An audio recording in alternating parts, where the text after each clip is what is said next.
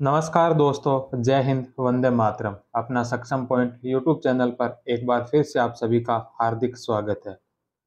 First grade history subject के test series solution में आज 19वां चैप्टर औपनिवेशिक शासन का आर्थिक प्रभाव, जिसमें भू राजस्व बंदोबस्त, औद्योगिकीकरण, धन निष्कासन सिद्धांत और इसके साथ ही 19वीं और 20वीं शताब्दी में सामाजिक एवं धार्मिक सुधार से संबंधित आज के प्रश्न रहेंगे। तो करते हैं फिर आज की क्लास को शुरू। आज का पहला प्रश्न है कि निम्नलिखित में से कौन सा कथन राजा राम मोहन राय के संबंध में असत्य है। तो राजा राम मोहन राय से संबंधित चार ऑप्शन दे रखे हैं, इनमें से कौन सा है जो असत्य है। सबसे पहला है कि राजा राम मोहन राय के द्वारा 1815 में आत्मीय सभा का गठन किया गया था। तो आत्मीय सभा का गठन 1815 में राजा राम मोहन राय के द्वारा किया गया था, ये बात सत्य है। दूसरा, राजा राम मोहन राय के द्वारा 1825 में वेदांत कॉलेज की स्थापना की गई। तो वेदांत कॉलेज की स्थापना 1825 में राजा राम मोहन राय के द्वारा की गई, यह भी सत्य है। राजा राम मोहन राय के द्वारा 1803 में तोहफत उल मुवद्दीन नामक पुस्तक की रचना अरबी भाषा में की गई थी। तो यह जो पुस्तक की रचना है अरबी भाषा में नहीं बल्कि फारसी भाषा में की थी। तो इस पुस्तक की रचना फारसी भाषा में हुई थी, ना कि अरबी भाषा में। तो 3 नंबर गलत है। चौथा, राजाराम मोहन राय के द्वारा 1823 में कोलकाता यूनिटेरियन समिति की स्थापना की गई। तो कोलकाता यूनिटेरियन समिति की स्थापना 1823 में राजाराम मोहन राय के द्वारा की गई थी, यह बात भी सत्य है। तो 3 नंबर जो इसका असत्य है, 1, 2 और 4 सत्य है। राजाराम मोहन राय के द्वारा फारसी भाषा में तुहफत उल मुवाद्दीन नामक पुस्तक की रचना की थी। इस पुस्तक में इन्होंने बहुदेववाद के विरुद्ध तथा एकेश्वरवाद के समर्थन में ठोस तर्क दिए थे। नेक्स्ट क्वेश्चन है कि राजाराम मोहन राय का कौन सा समाचार पत्र 1823 के अनुज्ञप्ति अधिनियम के तहत बंद करना पड़ा। तो 1823 का जो अनुज्ञप्ति अधिनियम आया था, इसके तहत राजाराम मोहन राय का कौन सा समाचार पत्र बंद करना पड़ा था। तो वह था मिरात उल अखबार। मिरात उल अखबार का प्रकाशन 1822 में फारसी भाषा में प्रारंभ हुआ। 1823 के अनुज्ञप्ति अधिनियम के तहत इस अखबार का प्रकाशन बंद करना पड़ा था। नेक्स्ट क्वेश्चन है कि निम्नलिखित में से कौन सी पुस्तक राजाराम मोहन राय की नहीं है। तो राजाराम मोहन राय की पुस्तक नहीं है प्रीसेप्ट ऑफ जीसस, यह राजाराम मोहन राय की है। एक guide to peace and happiness, यह भी राजाराम मोहन राय की है। 3 appeals to the Christian public, यह भी राजाराम मोहन राय की है। तो 1, 2, 3 ये तीनों तो राजाराम मोहन राय की है। 4 नंबर ऑन मोनास्टिक वेज, ये राजाराम मोहन राय की नहीं है। तो 4 नंबर ऑप्शन इसका राइट आंसर होगा। राजाराम मोहन राय की प्रमुख पुस्तकें precept of Jesus, a guide to peace and happiness, 3 appeals to the Christian public. Next question है कि निम्नलिखित में से कौन सी राजाराम मोहन राय की उपमा नहीं है। तो राजाराम मोहन राय की कौन सी उपमा या कौन सी उपाधि नहीं है। तो भारतीय राष्ट्रवाद का जनक राजाराम मोहन राय को कहा गया। आधुनिक राष्ट्रीय आंदोलन का आध्यात्मिक पिता, तो ये उपाधि जो राजाराम मोहन राय की नहीं है। अतीत व भविष्य के मध्य सेतु और राष्ट्रीयता का पैगंबर, तो राष्ट्रीयता का पैगंबर, अतीत व भविष्य के मध्य सेतु और भारतीय राष्ट्रवाद का जनक, ये तीनों उपमाएं जो राजाराम मोहन राय की है। सुभाष चंद्र बोस ने स्वामी विवेकानंद को आधुनिक भारतीय राष्ट्रीय आंदोलन के आध्यात्मिक पिता की संज्ञा दी थी। तो राष्ट्रीय आंदोलन के जो आध्यात्मिक पिता की संज्ञा ये स्वामी विवेकानंद की है, जो सुभाष चंद्र बोस ने दी थी। ब्रह्म समाज का पहला विभाजन कब हुआ। तो ब्रह्म समाज का पहला विभाजन हुआ था 1866 ईस्वी में। 1866 में ब्रह्म समाज का पहला विभाजन हुआ था, जिसमें आदि ब्रह्म समाज का नेतृत्व देवेंद्रनाथ टैगोर के द्वारा किया गया। वहीं भारतीय ब्रह्म समाज का नेतृत्व केशव चंद्र सेन के द्वारा किया गया था। नेक्स्ट क्वेश्चन है कि आर्य समाज के संबंध में निम्नलिखित में से कौन सा कथन गलत है। तो आर्य समाज से संबंधित यहाँ पर कुछ कथन दे रखे हैं, इनमें से बताना है कौन सा है जो आर्य समाज से संबंध में गलत है। पहला है कि आर्य समाज की स्थापना 10 अप्रैल 1875 को स्वामी दयानंद सरस्वती के द्वारा मुंबई में की गई थी।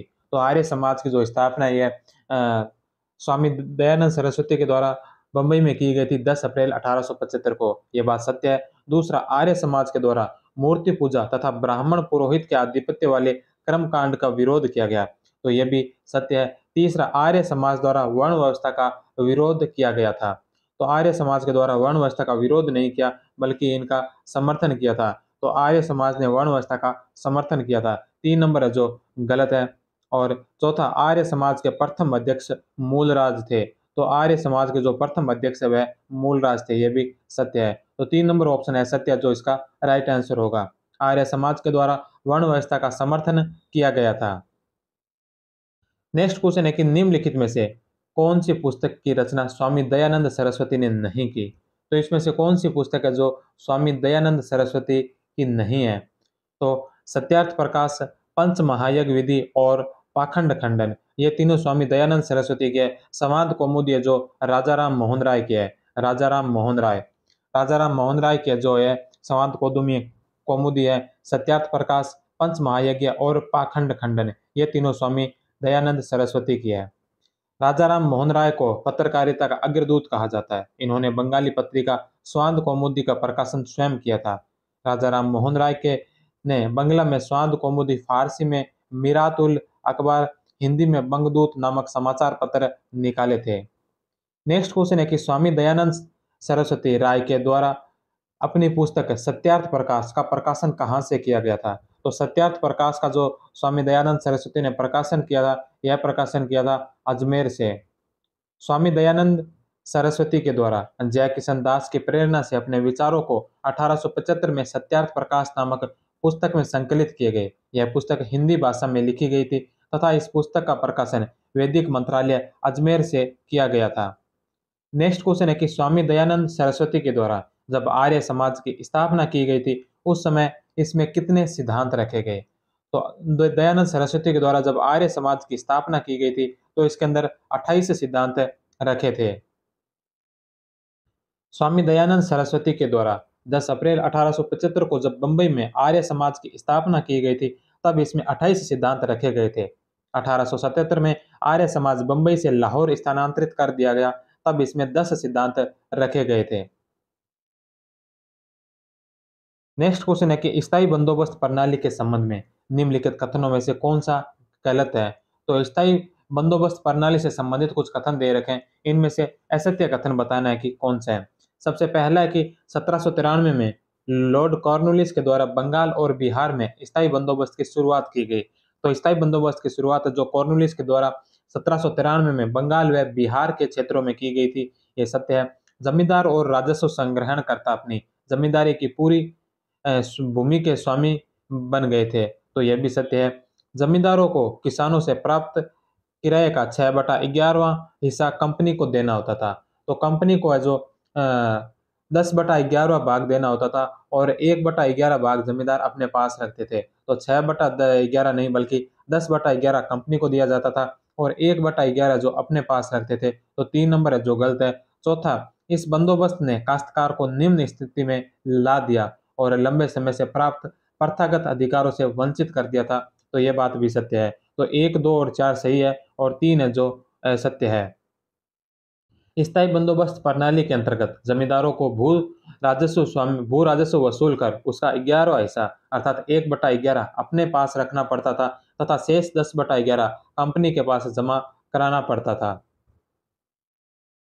नेक्स्ट क्वेश्चन है कि विधवा पुनर्विवाह संघ की स्थापना विष्णु शास्त्र पंडित के द्वारा कब की गई थी। तो विधवा पुनर्विवाह संघ की जो स्थापना है विष्णु शास्त्र पंडित के द्वारा 1866 में की गई थी। विधवा पुनर्विवाह संघ की स्थापना 1866 में बंबई में विष्णु शास्त्री के द्वारा की गई थी। नेक्स्ट क्वेश्चन है कि भारत में प्रथम महिला विश्वविद्यालय की स्थापना 1916 में पुणे में की गई थी। इसके प्रथम कुलपति कौन थे। तो भारत में प्रथम महिला विश्वविद्यालय की जो स्थापना है 1916 में पुणे में की गई थी। इसके प्रथम कुलपति थे आरजी भंडारकर। 2 number option. प्रथम महिला विश्वविद्यालय की स्थापना 1916 में दोदू केशव कर्वे के द्वारा 1916 में पुणे में की गई थी। इस समय इसके प्रथम कुलपति आरजी भंडारकर को बनाया गया तथा वाइस चांसलर आर प्रांजपे को बनाया गया था। यह भारत का पहला महिला विश्वविद्यालय था जो जापान के मॉडल पर आधारित था। 1936 में इसे बंबई स्थानांतरित किया गया था। नेक्स्ट क्वेश्चन है कि 1895 में दक्कन सभा का गठन किसने किया था। तो 1895 में दक्कन सभा का गठन किया था गोपाल कृष्ण गोखले के द्वारा। 1870 में पुणे सार्वजनिक सभा की स्थापना हुई। इस पर अधिकार को लेकर बाल गंगाधर तिलक तथा गोपाल कृष्ण गोखले के मध्य संघर्ष चला गोपाल कृष्ण गोखले ने इससे अलग होकर 1895 में दक्कन सभा का गठन कर लिया। इसके पश्चात गोपाल कृष्ण गोखले के द्वारा 1905 में सर्वेंट्स ऑफ इंडिया सोसाइटी का गठन किया गया। नेक्स्ट क्वेश्चन है कि किस नियम के तहत ईश्वर चंद्र विद्यासागर के प्रयासों से 24 जुलाई 1856 को विधवा पुनर्विवाह कानून लागू हुआ था? तो किस नियम के तहत ईश्वर चंद्र विद्यासागर के प्रयासों से 25 जुलाई 1856 को विधवा पुनर्विवाह कानून लागू हुआ था? तो यह हुआ था रेगुलेशन 15 के तहत। ईश्वर चंद्र विद्यासागर के द्वारा 1850 में विधवा पुनर्विवाह हेतु आवाज उठाई गई थी। इसके पश्चात 1855 में गवर्नर जनरल को विधवा पुनर्विवाह की कानूनी सुरक्षा हासिल करवाने हेतु याचिका डलहौजी के पास भेजी गई। इसके पश्चात लॉर्ड कैनिंग के साथ 25 जुलाई 1856 को यह पारित हुआ और रेगुलेशन एक्ट 15 के तहत 25 जुलाई 1856 को यह कानून लागू हो गया। नेक्स्ट क्वेश्चन है कि वेद समाज की स्थापना किसने की थी? तो वेद समाज की स्थापना की थी केशव चंद्र सेन के द्वारा। वेद समाज की स्थापना 1864 में केशव चंद्र सेन तथा श्री धरलू नायडू के द्वारा मद्रास में की गई थी। देव समाज की स्थापना संयुक्त प्रांत में शिव नारायण अग्निहोत्री के द्वारा संयुक्त प्रांत में की गई। इसका प्रधान केंद्र लाहौर में था। नेक्स्ट क्वेश्चन है कि गोरक्षणी सभा की स्थापना स्वामी दयानंद सरस्वती के द्वारा कब की गई थी? तो गोरक्षणी सभा की स्थापना जो स्वामी दयानंद सरस्वती के द्वारा 1882 में की गई थी। गोरक्षणी सभा की स्थापना 1882 में स्वामी दयानंद सरस्वती के द्वारा की गई थी। लॉर्ड विलियम बेंटिक भारत का पहला गवर्नर जनरल था। किसने नियम 17 के तहत सती प्रथा पर रोक लगाई? इसके विरोध में किसने धर्म सभा का गठन किया था? तो नियम 17 के तहत सती प्रथा पर रोक किसने लगाई और इसके विरोध में किसने जो धर्म सभा का गठन किया था? तो यह क्या था? राधाकांत देव ने। सती प्रथा के विरोध में राधाकांत देव ने धर्म सभा का गठन किया था। नेक्स्ट क्वेश्चन है कि रहनुमाई मजदाइसन सभा के संबंध में निम्नलिखित में से कौन सा गलत है? तो इसमें भी असत्य कथन बताना है। रहनुमाई मजदाइन सभा से संबंधित जो 4 कथन दे रखे हैं इनमें से पहला कथन है कि रहनुमाई मजदाइन सभा की स्थापना 1851 में बंबई में हुई थी। तो यह बात सत्य है। दूसरा, दादा भाई नौरोजी इसके सचिव थे, वहीं नौरोजी फरदून जी इसके अध्यक्ष थे। तो दादा भाई नौरोजी जो इसके सचिव थे और नौरोजी फरदून जी इसके अध्यक्ष थे, यह भी सत्य है। इसका मुख्य उद्देश्य पारसी धर्म की कुरीतियों को दूर करना था। तो इसका मुख्य अगर उद्देश्य की बात की जाए तो यह पारसी धर्म की कुरीतियों को दूर करना था, यह भी सत्य है। दादा भाई नौरोजी ने मराठी भाषा में रसद गोफ्तार नामक पत्रिका निकाली थी।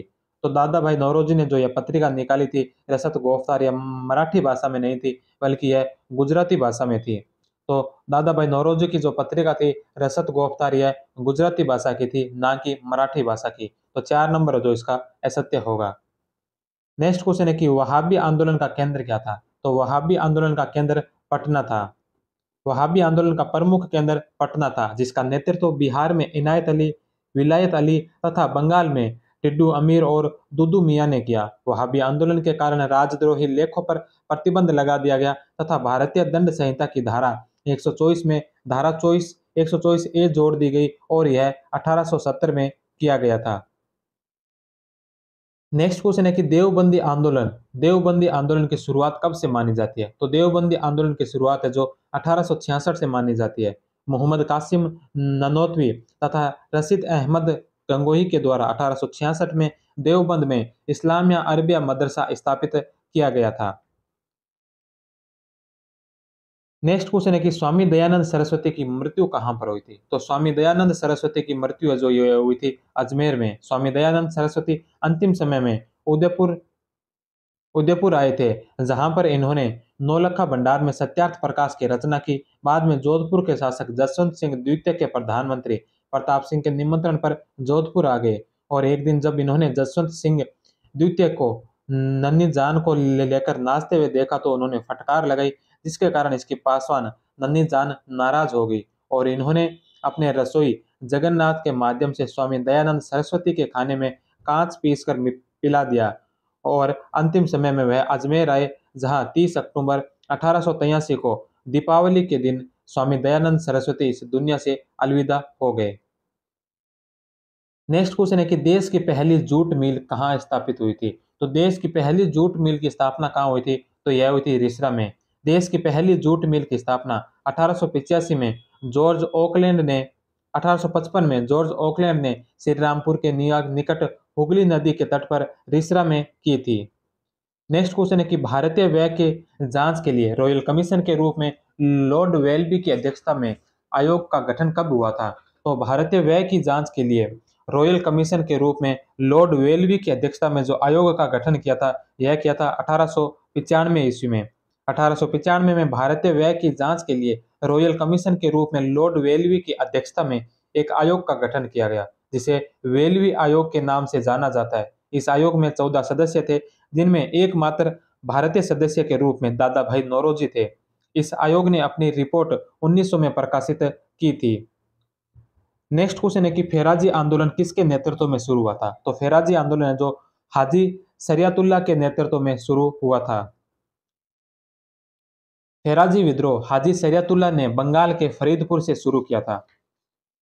बंगाल के फरीदपुर से शुरू किया था। 1840 में हाजी शरियतुल्लाह की मृत्यु के पश्चात उसके पुत्र दुदू मियां ने इस आंदोलन की बागडोर संभाली थी। नेक्स्ट क्वेश्चन है कि भारतीय उद्योग की सिफारिश के क्रम में हॉलैंड समिति का गठन कब किया गया? तो हॉलैंड समिति का गठन जो भारतीय उद्योगों की सिफारिश के क्रम में हुआ था, यह कब हुआ था? यह हुआ था 1916 ईस्वी में। उद्योगों की सिफारिश के बारे में हॉलैंड आयोग का गठन 1916 में हुआ, जिसने 1918 में अपनी रिपोर्ट प्रस्तुत की थी। नेक्स्ट क्वेश्चन है कि राधा स्वामी पंथ राधा स्वामी पंथ की स्थापना शिवदयाल साहब के द्वारा कहाँ की गई थी? तो राधा स्वामी पंथ की जो स्थापना यह शिवदयाल साहब के द्वारा की गई थी, और यह की गई थी आगरा के अंदर 1861 में। राधा स्वामी पंथ की स्थापना 1861 में शिवदयाल साहब के द्वारा आगरा में की गई थी।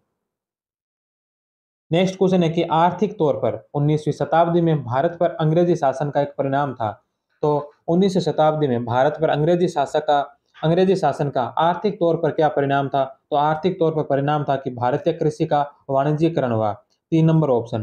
कृषि का वाणिज्यीकरण एक ऐसी प्रक्रिया है जिसके अंतर्गत खाद्यान्न फसलों के स्थान पर बाजार आधारित फसलों का उत्पादन किया गया। ब्रिटेन में औद्योगिक क्रांति प्रारंभ हो गई थी और ब्रिटिश उद्योगों के लिए बड़ी मात्रा में कच्चे माल की जरूरत थी।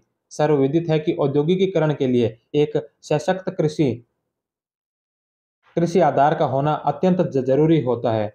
ब्रिटेन में यह आधार कमजोर होने के कारण वहां होने वाले औद्योगिकीकरण के लिए भारतीय कृषि व्यवस्था का व्यापक दोहन किया गया तथा औपनिवेशिक सरकार ने भारत में इन्हीं वाणिज्यिक फसलों को बढ़ावा दिया जिसकी उन्हें जरूरत थी।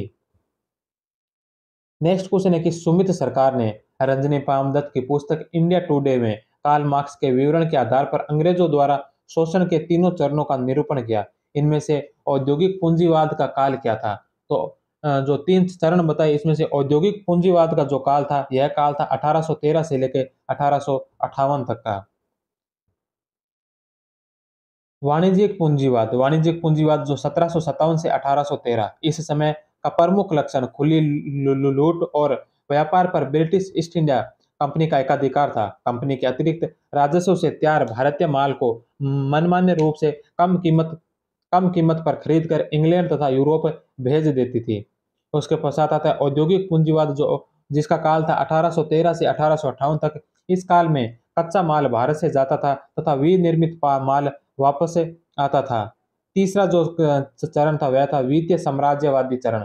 इस समय पूंजी का निर्यात अंग्रेजों द्वारा नियंत्रित बैंकिंग व्यवस्था पर आधारित निर्यात फर्म तथा प्रबंधन करने में किया गया।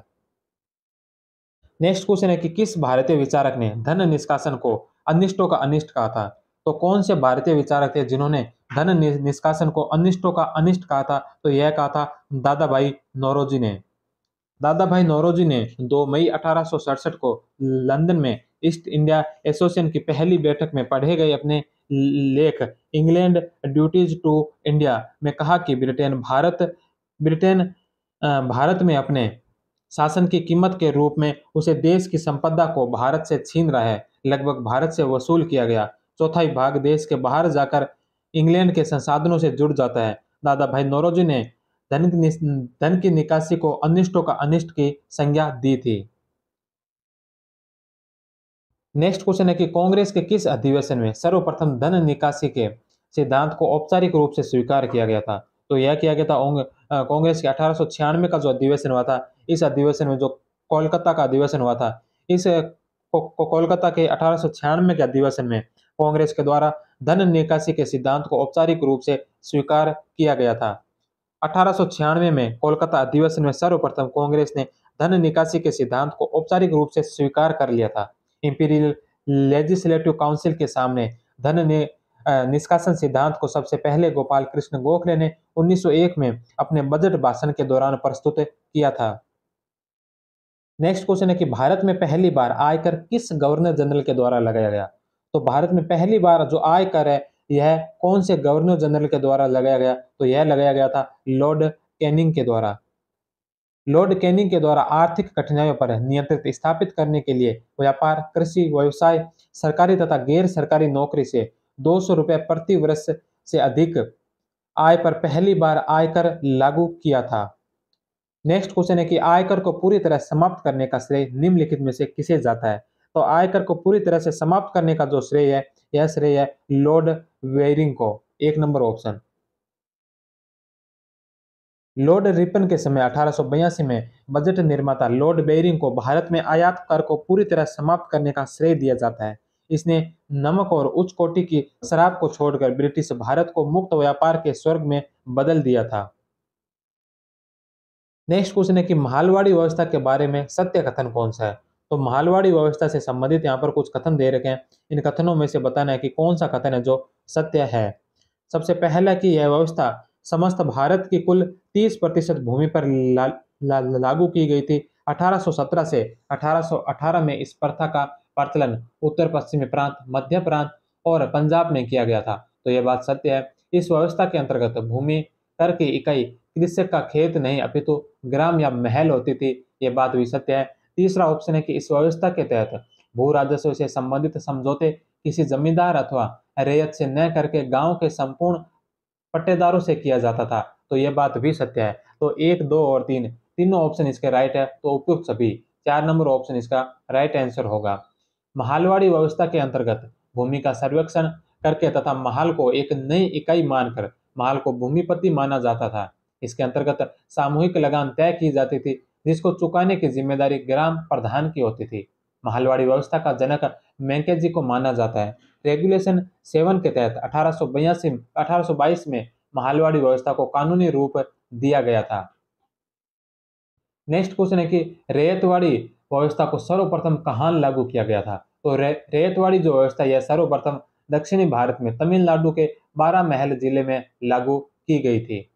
सर्वप्रथम कैप्टन रीड के द्वारा मद्रास के 12 महल में 1792 में रैयतवाड़ी व्यवस्था लागू की गई। इसके अंतर्गत किसानों को भूमि का मालिक मानकर उनके साथ 3 से 10 वर्ष तक का समझौता किया जाता था।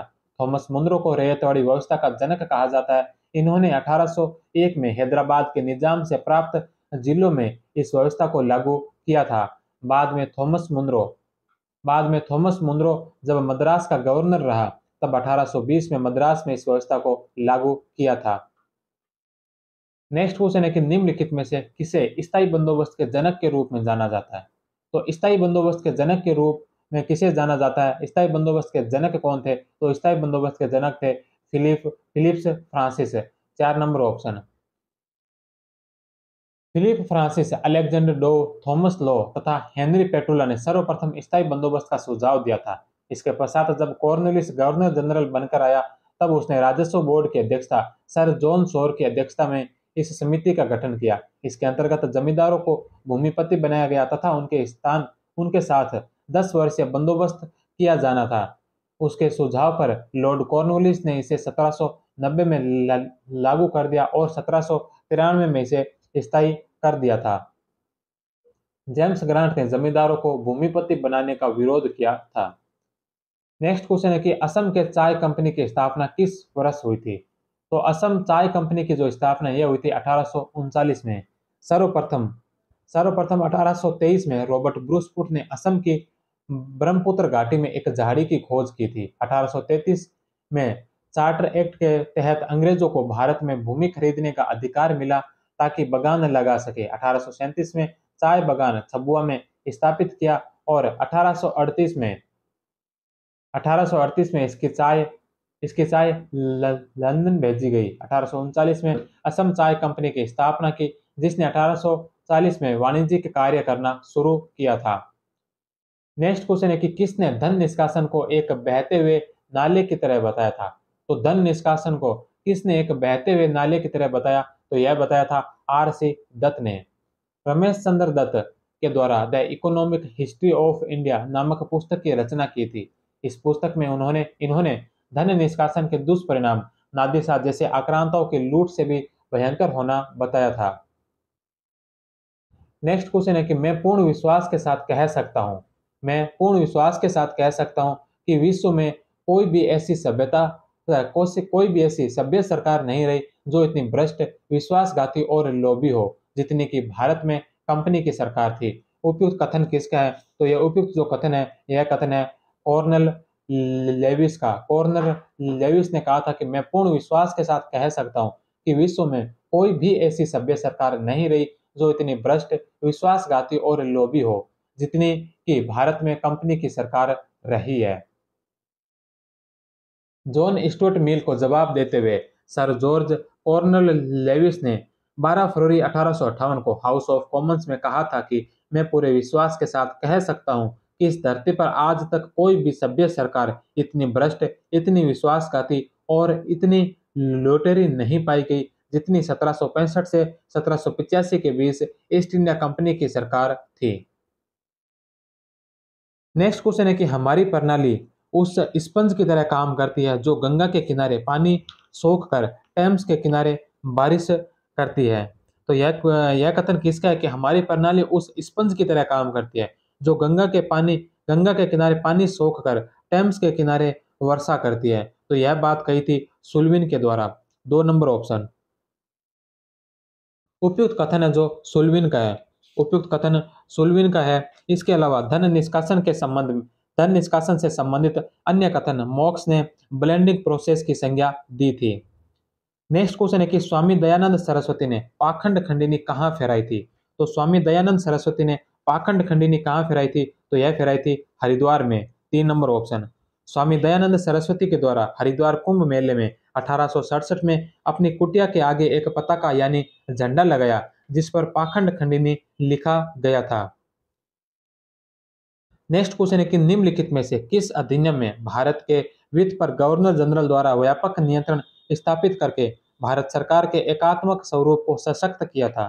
तो निम्नलिखित में से किस अधिनियम ने भारत के वित्त पर गवर्नर जनरल द्वारा व्यापक नियंत्रण स्थापित करके भारत सरकार के एकात्मक स्वरूप को सशक्त किया था, तो वह था 1833 का चार्टर एक्ट। 1833 के चार्टर एक्ट के द्वारा भारत के प्रशासन का केंद्रीकरण कर दिया गया तथा बंगाल के गवर्नर जनरल को भारत का गवर्नर जनरल बना दिया गया।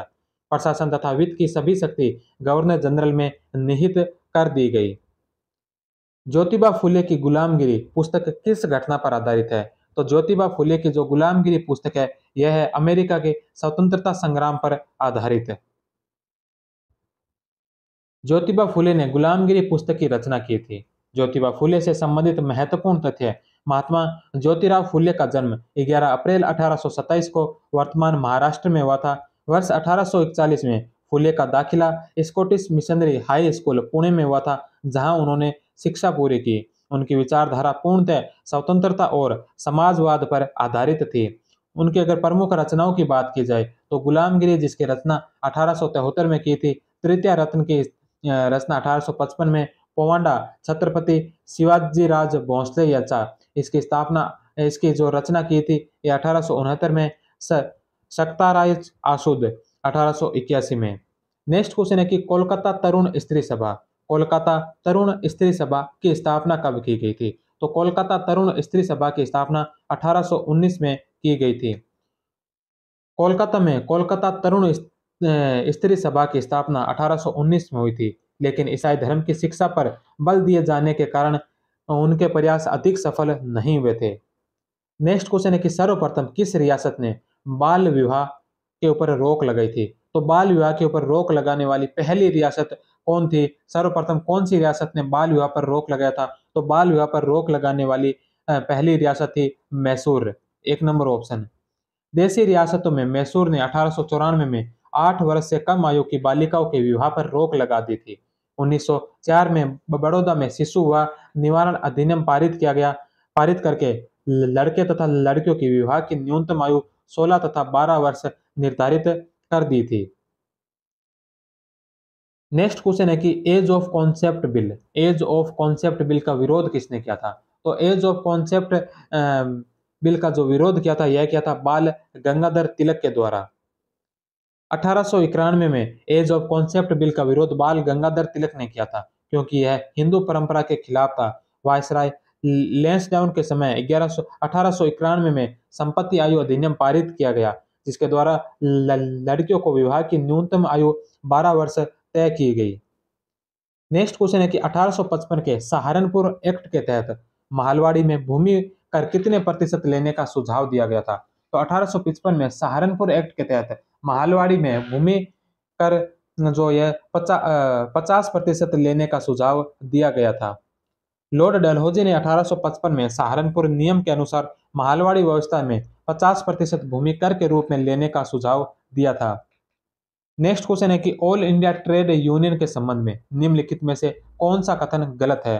तो ऑल इंडिया ट्रेड यूनियन के संबंध में निम्नलिखित में से कौन सा कथन गलत है? तो इसकी स्थापना 31 अक्टूबर 1920 को की गई थी, तो यह बात सत्य है।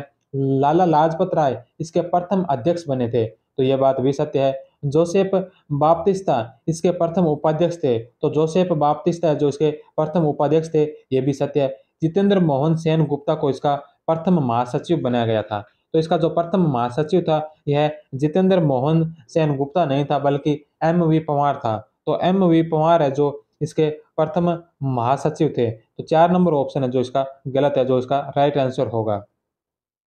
एम.वी. पंवार को इसका प्रथम महासचिव बनाया गया था। नेक्स्ट क्वेश्चन है कि भारत तथा यूरोप के मध्य प्रथम टेलीग्राफ संबंध कब स्थापित हुआ था? तो भारत और यूरोप के मध्य जो प्रथम टेलीग्राफ संबंध स्थापित हुआ था, यह हुआ था 1851 ईस्वी में।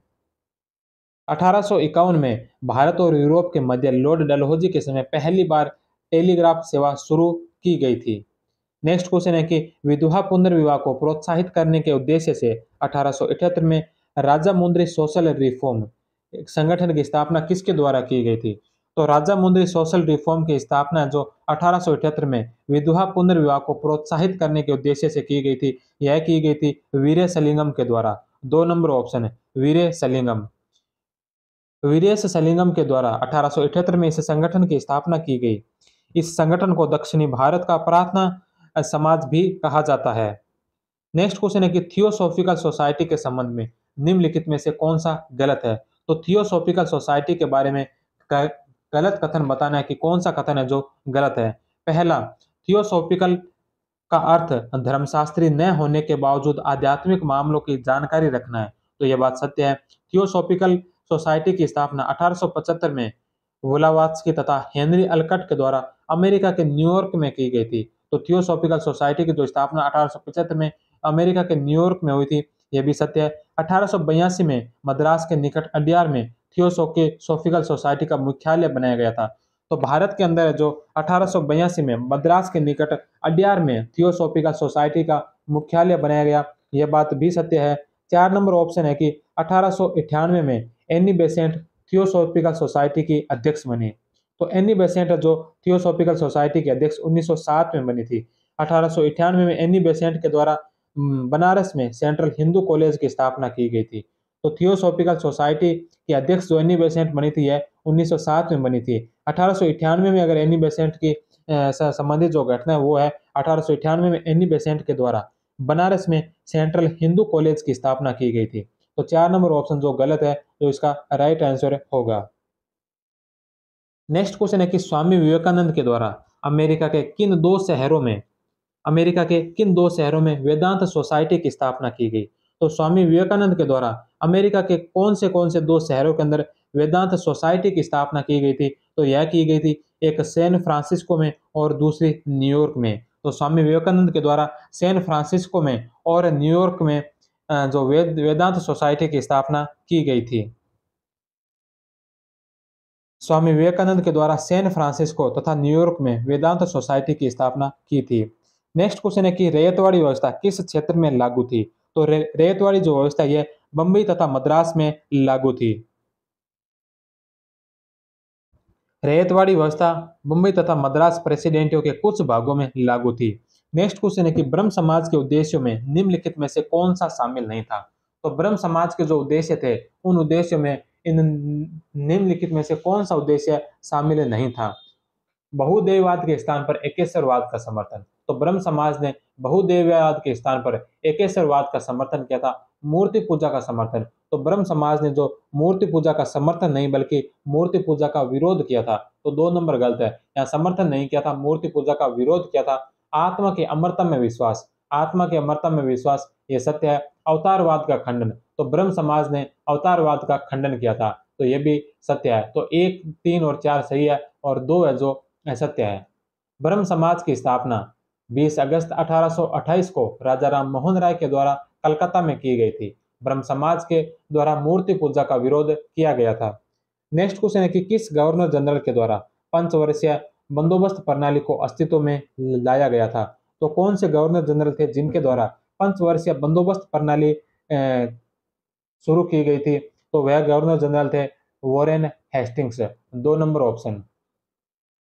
1772 में वॉरेन हेस्टिंग्स की अध्यक्षता में एक सर्किट समिति का गठन किया गया, जिसमें मिडिल्टन, लारेल व ग्राहम अन्य सदस्य थे।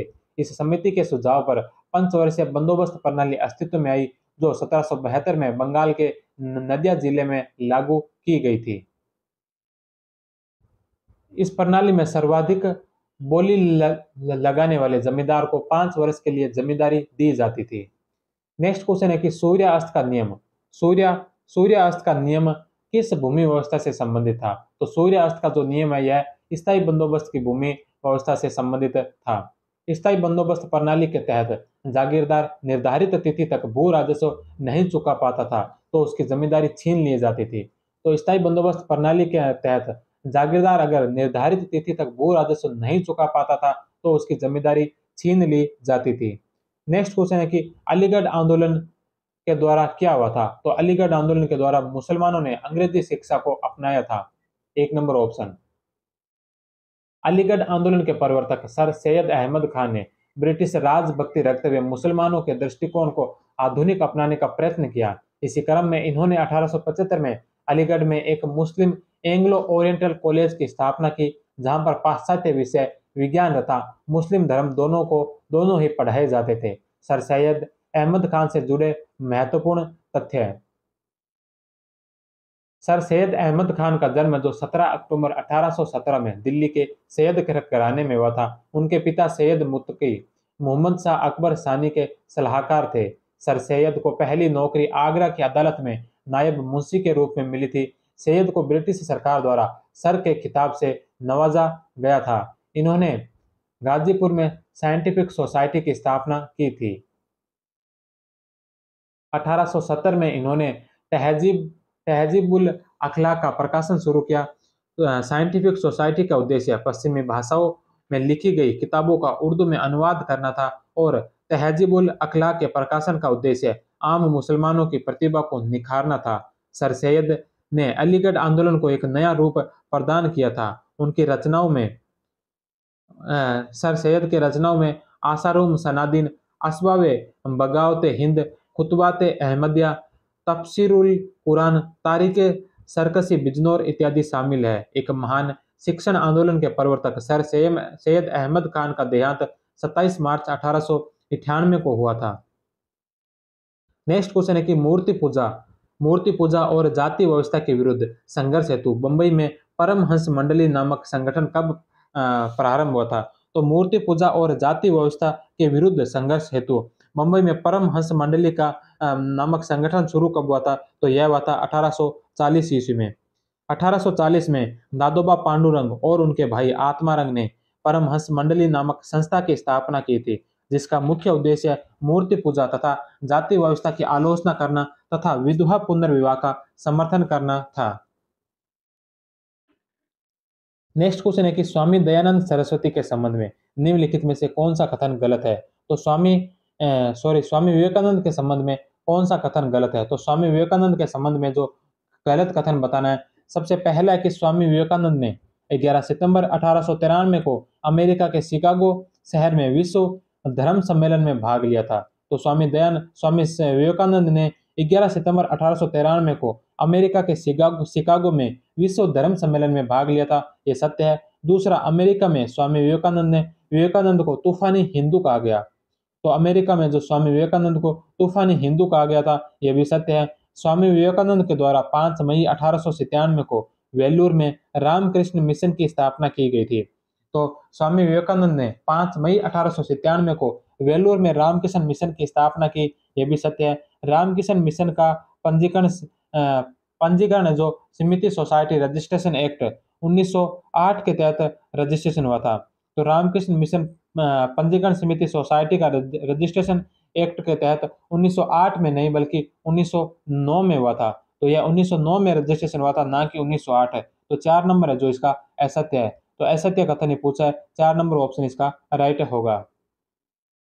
रामकृष्ण मिशन पंजीकरण सोसाइटी रजिस्ट्रेशन एक्ट के तहत 1909 में हुआ था। नेक्स्ट क्वेश्चन है कि राजाराम मोहन राय के द्वारा वेदांत कॉलेज की स्थापना किस वर्ष की गई थी? तो राजाराम मोहन राय ने वेदांत कॉलेज की जो स्थापना की थी, यह की थी 1825 ईस्वी में।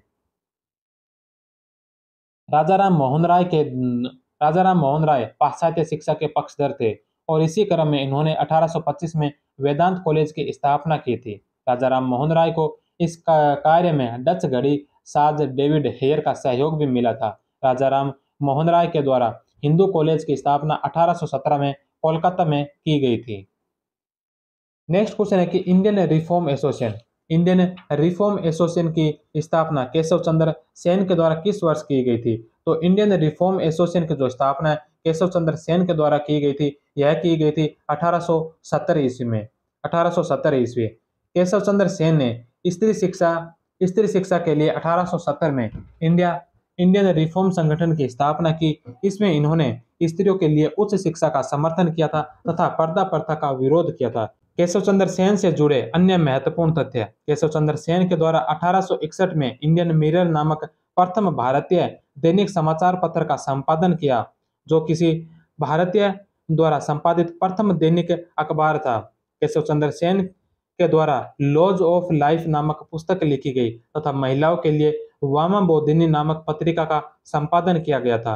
केशव चंद्र सेन ने 1872 में ब्रह्म समाज अधिनियम पारित करवाया था, जिसका उद्देश्य अंतरजातीय तथा विधवा पुनर्विवाह का समर्थन करना था। तो इसी के साथ ही आज की इस क्लास को यहीं पर समाप्त करते हैं।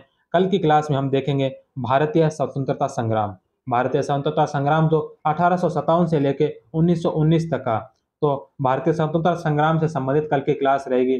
तब तक आप सभी का बहुत बहुत धन्यवाद। जय हिंद, वंदे मातरम।